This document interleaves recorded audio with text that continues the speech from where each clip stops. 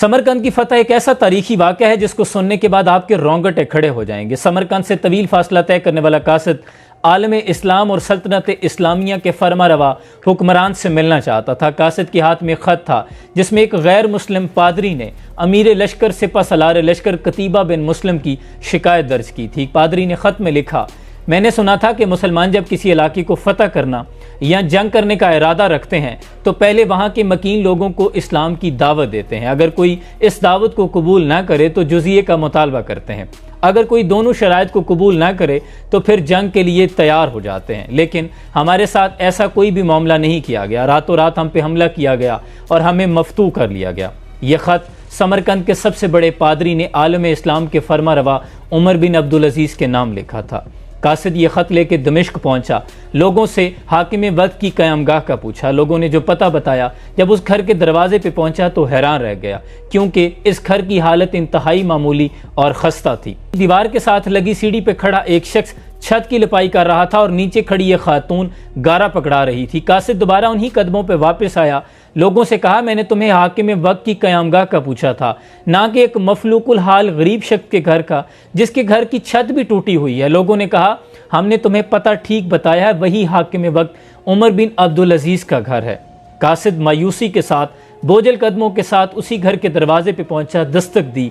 अंदर से वही शख्स नमूदार हुआ जो कुछ लम्हे पहले सीढ़ी पे खड़ा छत की लिपाई कर रहा था। कासिद ने पूछा, आप कौन? तो फरमाया, मैं उमर बिन अब्दुल अजीज़ हाकिम वक्त हूँ। कासिद ने उमर बिन अब्दुल अजीज़ को ख़त पेश किया। उमर बिन अब्दुल अजीज़ ने ख़त को पढ़ने के बाद उसी ख़त की पुष्ट पे लिखा, उमर बिन अब्दुल अजीज़ की तरफ से समरकंद में तैनात अपने आमल के नाम। फौरी एक काज़ी की तकर्रुरी करो जो कि इस पादरी की और समरकंद के लोगों की शिकायत को सुने।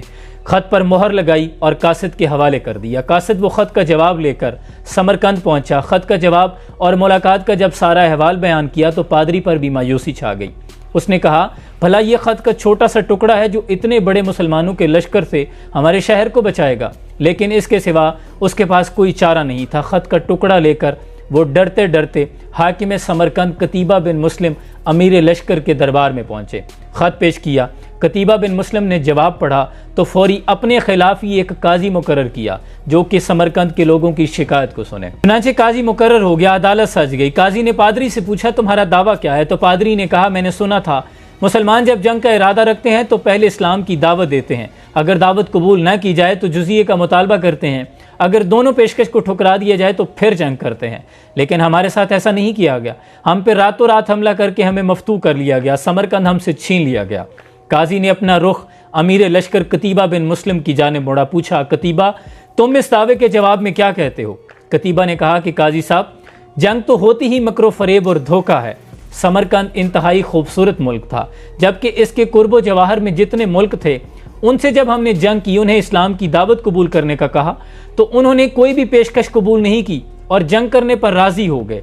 तो इसके मुकाबले में समरकंद तो इंतहाई सरसब्ज़ व शादाब था, फिर ये क्यों कर हमारे मुतालबे को कबूल करते? काजी साहब ने कतीबा बिन मुस्लिम की बात को सरीहन नज़रअंदाज करते हुए दोबारा पूछा, कतीबा, सवाल ये है, क्या तुमने समरकंद के लोगों को जंग से पहले इस्लाम की दावत कबूल करने का कहा था या जुज़िये का मुतालबा किया था? तो कतीबा बिन मुस्लिम अर्ज़ करते हैं कि काजी साहब, मैं पहले भी अर्ज़ कर चुका हूँ कि हमने मौके को गनीमत समझा। रातों रात हम समरकंद को फतह कर चुके थे। हमने मौके से फ़ायदा उठाया। काजी साहब ने कहा कि मैं देख रहा हूँ कि तुम इकबाल जुर्म कर रहे हो। इसके बाद अदालत के पास कोई जवाब नहीं बचता कि वो कायम रहे और अपना फैसला न सुनाए।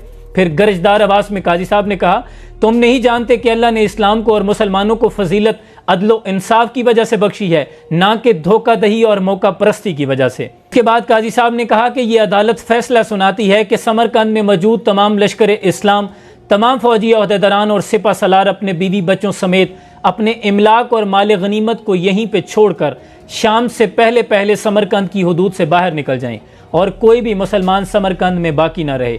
और कतीबा बिन मुस्लिम को तनबीह करते हुए फरमाया कि कतीबा, अगर दोबारा यहाँ आने का इरादा हो तो समरकंद में पहले पेश की इतला या 3 दिन की सोचो विचार से पहले इस जानिब रुख मत करना। पादरी समेत समरकंद के तमाम लोग जो सुन रहे थे, देख रहे थे, उनके कान और अकल इस बात को तस्लीम नहीं कर रहा था, क्योंकि समरकंद की तारीख ने ऐसा पहले नहीं देखा था कि कोई फातेह लश्कर किसी मफतू शहर को इस तरह छोड़कर उसकी हुदूद से बाहर निकल रहा हो। लेकिन फिर काजी के फैसले पर अमल किया गया। तमाम मुसलमान लश्कर काफिला दर काफिला समरकंद की हुदूद से बाहर निकलने लगे। शाम के ढलते ही समरकंद के लोग कानों में आपस में सरगोशियां करने लगे कि ये कैसे लोग हैं, ये कैसा मजहब है और कैसे पैरोकार हैं। और यही कहना था कि लोग दौड़ते हुए समरकंद की हुदूद से बाहर निकले और तमाम लश्कर को ला इलाहा इल्लल्लाह मोहम्मद रसूलुल्लाह का इकरार करते हुए लश्कर को वापस समरकंद में ले आए और कहने लगे कि आप ही इस शहर के हाकिम हैं, आज के बाद हम आपकी रियाया होने पे फ़ख्र महसूस करते हैं। तारीख ने देखा कि फिर दीन रहमत दीन इस्लाम ने समरकंद पे ऐसे नकूश छोड़े कि फिर एक तवील अरसे तक समरकंद मुसलमानों का दारुल खिलाफा बना रहा।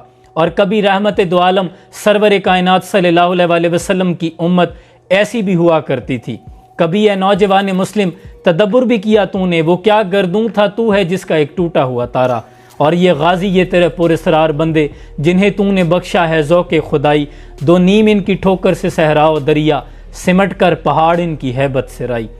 और कभी यह तसव्वुर पैदा कर मंजर वो सुबह शाम तू, दौड़ पीछे की तरफ ए गर्दिश आयाम तू। अल्लाह मुसलमानों को दोबारा वो खोया हुआ वक़ार अता कर दे और वो जो इकबाल का ख्वाब था कि निकल कर सहरा से जिसने रूमा की सल्तनत को उलट दिया था, सुना है ये कुदसियों से मैंने, वो शेर फिर होशियार होगा। अपना बहुत सा ख्याल रखिए। सलाम पहुँचे।